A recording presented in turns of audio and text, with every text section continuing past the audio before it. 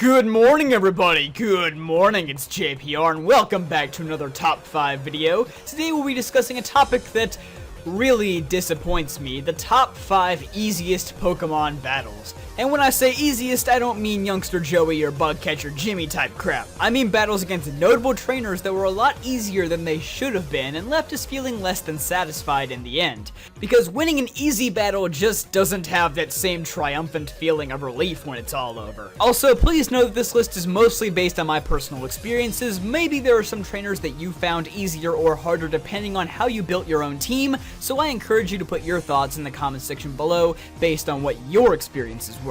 But before we start, I'd like to encourage you guys to look at the links in the description below. We got the fan Discord, Twitter, Twitch, and more, so be sure to check those out. Okay, you good? Alright, now we can get started. Number 5.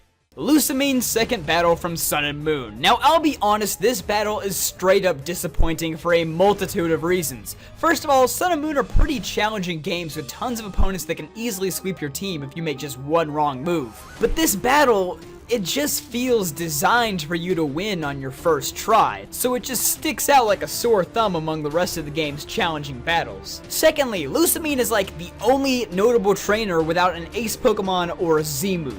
I mean, she does own Nihilego, but she'd rather go through this weird and pointless transformation with it to raise her Pokemon stats instead of actually using it as her ace. And the stat buffs really aren't even that good. I mean, they gave boosted speed to Miss Magius, who was already faster than 95% of all the Pokemon in Alola, and an attack boost to Milotic, whose only physical move is Flail. Third, her team is just poorly constructed. I mean, yeah, there's a variety of types, but their moves are pretty much trash. It's like walking into the ice cream shop and they have 95 flavors, but they all taste like chalk.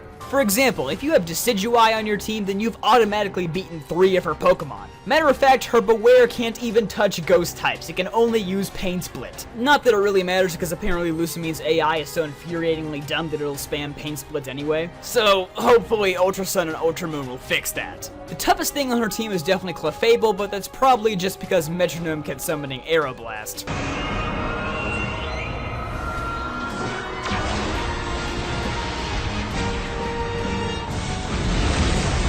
But even so, Clefable is her lead, so after it gets knocked out, it's all downhill from there. So yeah, the designers really just wanted you to win this one, probably so that Lusamene wouldn't just stand around awkwardly in her Nihilego form while you run all the way back to Vast Pony Canyon. Because it's a Pokemon game, and losing has no impact on the fate of the world, I guess. Number 4 is gonna go to Mr. Worst Plot Twist Ever, Lysander himself. Now, of course, the games try to make this battle easier than it really is by putting the legendary Pokemon you just caught on your team. Xerneas especially makes this battle easy because fairies just mercilessly kill everything. But compare this to N's final battle where you also had the legendary dragon on your side. I mean, N has a legendary dragon too, but his other Pokemon are more than capable of defeating yours. Meanwhile, Lysander's team just kind of rolls over and lets you win because, well, they bad. Mega Gyarados could be challenging if it wasn't the same speed as regular Gyarados and actually had access to Dragon Dance. Anytime the opponent's ace Pokemon is slow, you can just whittle it down slowly, especially in this case since Lysander doesn't carry any full restores. This just seems to be another scripted victory like Lusamene, because if you lose, Lysander's just gonna stand around in his hideout refusing to use the ultimate weapon until you come back and beat him. You can try and make this battle a challenge by leaving behind Xerneas or Yveltal, but it's still not gonna be the epic battle that you expected. Number 3, Brock from Pokemon Heart Gold and Soul Silver, or even the original Gold and Silver for that matter. I mean, yeah, Brock was already an easy win in Gen 1 if you chose Squirtle or Bulbasaur, but in Heart Gold and Soul Silver, there's no excuse to not have a grass or water type by the time you get to Kanto. Every single one of his Pokemon has a double weakness to grass, and none of their moves are all that great either. On top of that, his ace Pokemon is still Onix, which was an okay challenge at level 14, but at level 54, not so much. The main reason being that Onix's base stat total is only slightly higher than Oddish's. Yeah, I'm not kidding. And with the physical special split in Gen 4, the battle is just that much easier, since you can literally hit Onix with anything on the special side and just straight up kill it. In addition, we already fought Jasmine Steelix like 20 levels ago, so if anything, this just feels like a downgrade. And like Sun and Moon, Gen 4 is a pretty challenging generation as a whole, so when we get a really easy battle like this, it has nowhere to hide. Number 2.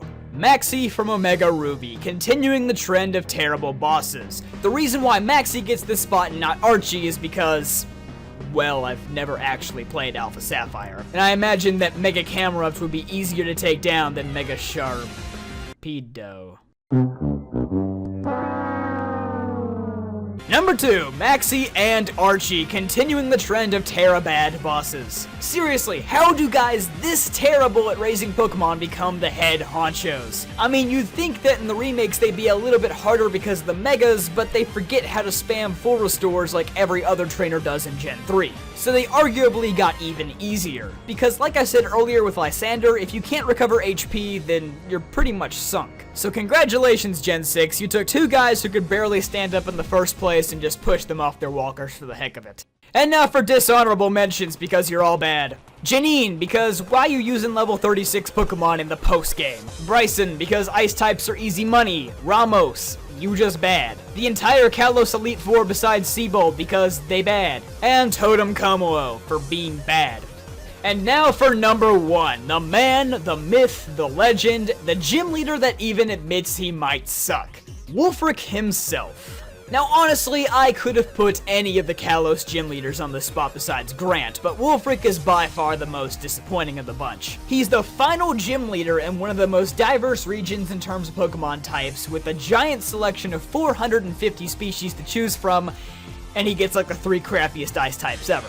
I mean, ice types in general aren't exactly a challenging type to defeat, mostly because of how many common weaknesses they have, but at least past ice type gym leaders prepared for any counters they might face. His Abomasnow and Avalugg don't even have Earthquake or Rock Slide to counter fire type Pokemon, and his Abomasnow only has 3 moves, so what's the excuse? To purposely be easy? Actually, yeah, to purposely be easy. So yeah, Wulfric, I mean, you look pretty nice, you're probably a chill guy and all, but why do you have a job?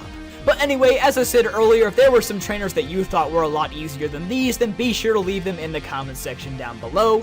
Be sure to hit that like button if you enjoyed this video, and subscribe for more videos like this one. Thank you so very much for watching, and I'll see you guys next time.